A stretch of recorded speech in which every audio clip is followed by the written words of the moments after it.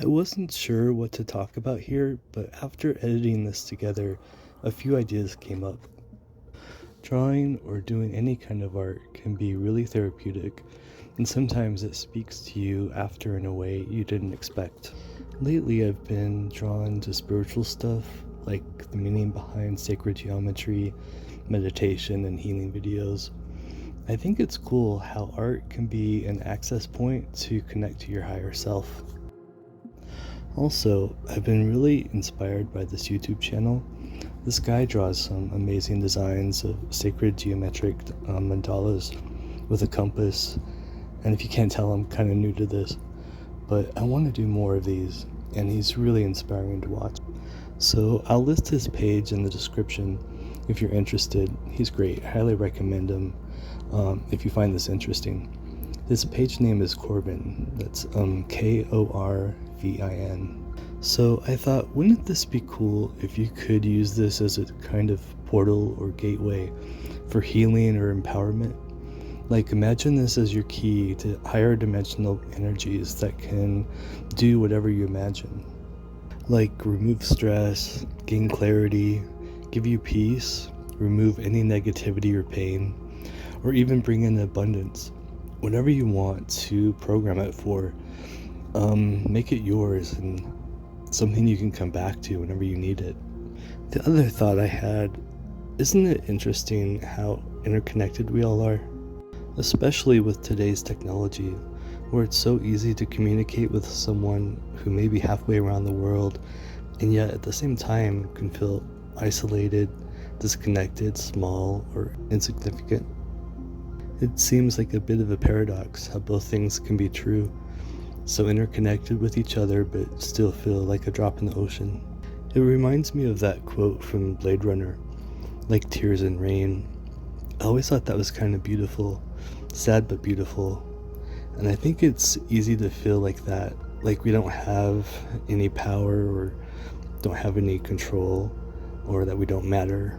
But then I was thinking about this story I heard from Carolyn Mays, who, if you don't know, is an author and spiritual teacher, and she was sharing this story.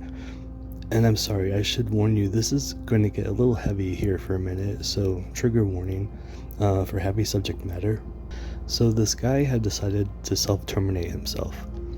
He was walking home and going over in his mind how he was going to do it, if he should leave a note, where he should position himself, how to do it, what to use, like all the details.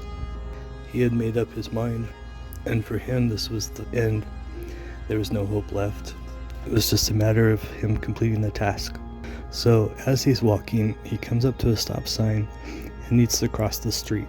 There's a car stopped at the sign, and he waits for it to pass so that he can cross the street.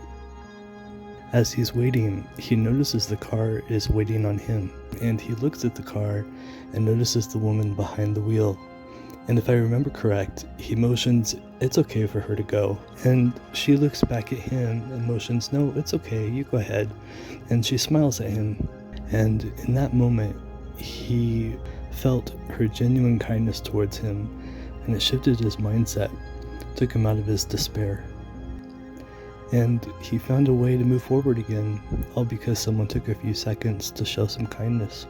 So I think it's important to remember, you never know the effect your actions or words have on someone. And she may never know how the kindness she showed him that day ended up saving his life. I think that's just such a powerful and beautiful story.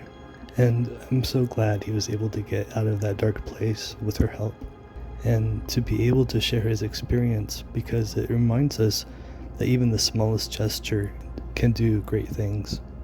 So if you ever feel small or like you don't matter, just remember you never know the impact you may have on someone.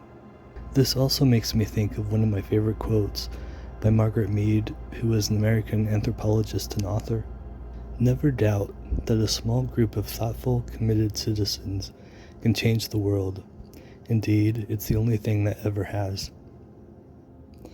I think that's important to remember, especially in today's world where everything feels chaotic and out of control.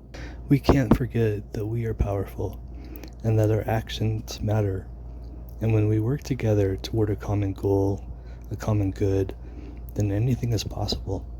Not only possible, but probable.